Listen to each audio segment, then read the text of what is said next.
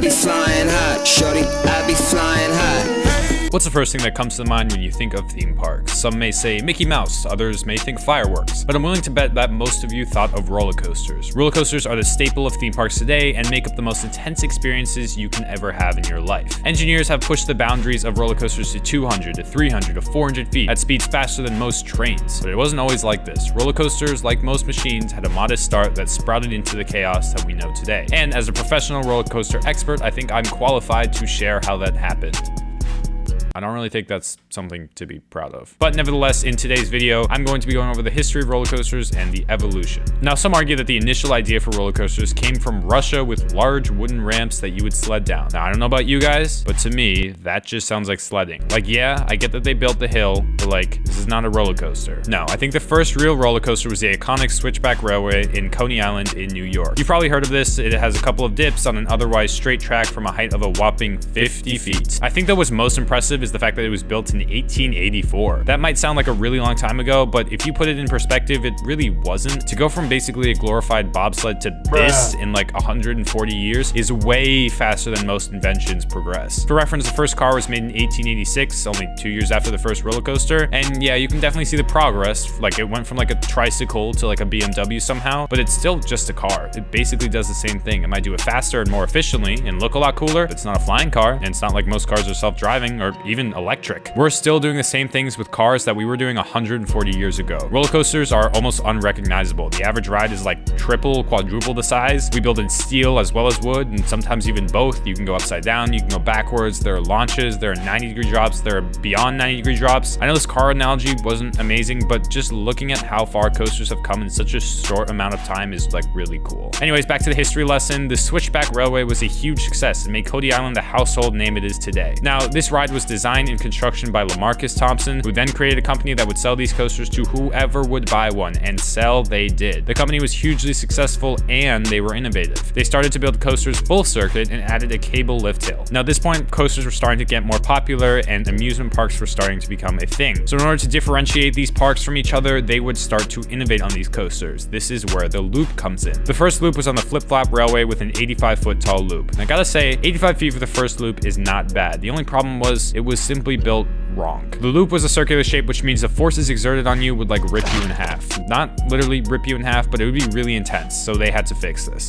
A little later, Warner Staindrop designed the teardrop loop in order to make sure it wasn't this intense. The next big coaster jump would be the invention of the upstop wheel. What? I know, it's a bit of an odd thing to include in the timeline video, but like, this is actually a pretty big invention. They allow coasters to be more intense with steeper hills and sharper crests. Without these things, turns would not be quick, there wouldn't be banking, there wouldn't be inversions, or I actually don't know how this loop works. There wouldn't be any of that. So upstop wheels are a huge deal. The next big coaster was the Matterhorn bobsleds at the most magical place on earth, Disneyland. And of course, you probably know why this ride is famous. It was the first coaster to use steel tubes for track. This was a catapult for the explosion and the revolution of steel coasters we know today.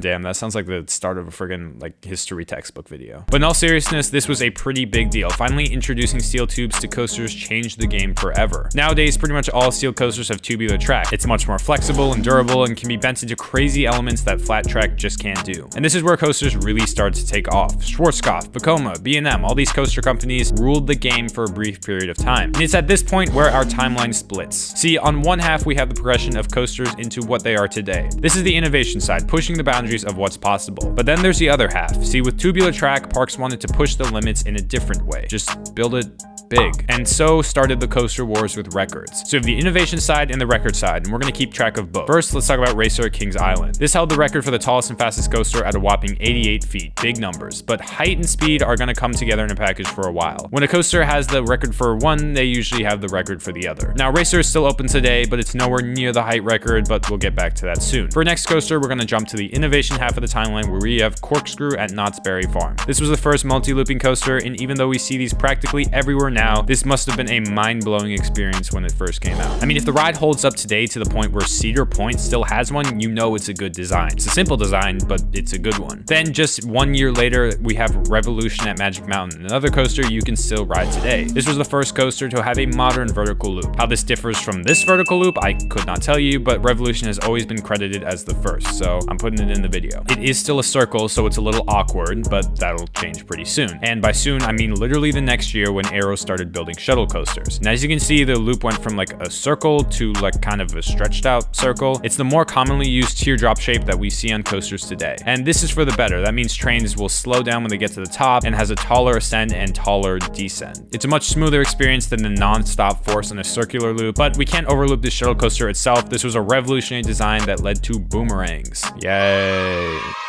But most importantly, these were also the first launch coasters ever, which I guess could kind of be on both timelines because launches are innovation. Now, I'm not going to keep track of launch records because like the acceleration record was like constantly changing, so that would make this video too long, but I will tell you the big launch milestones. But speaking of records, the next height and speed one was Gemini at Cedar Point. This is a steel coaster meant to look like a wooden coaster or the first hybrid coaster, and it stood at 125 feet. Now, yeah, there's some ambiguity over whether or not this was actually the tallest coaster because Loch Ness Monster opened like 2 weeks before and it was 5 feet taller, but it was also built on terrain, which gives it an extra boost. It's like if your haircut makes you an inch taller, like are you really 5'10", or is the mop on your head just giving you that last inch? But it didn't matter because this record got bulldozed by like 8 coasters. One of them was Mindbender at a whopping 145 feet tall, which is also the tallest indoor coaster to this day, but that was also shat on by Kings Island 2 years later with Vortex. And while you can still ride Mindbender and a lot of the coasters we just talked about, Vortex is inoperable, shall we say. But then yet again, less than a year later, Japan took the height record with Bandit, and I think this is the first hyper coaster ever built, or at least the hyper style. It's not 200 feet, which is the classification for a hyper coaster, but a hyper coaster is a coaster focusing on large, drawn-out airtime hills over intensity, and that's basically what this ride is doing. Now, the height record got pinballed from one park to another for a long time by topping each other by like 2 feet, but the real dagger came with Magnum XL 200 at Cedar Point, the first official hyper coaster. This had the long, drawn-out airtime hills with floater bliss, and of course, it was 200 feet.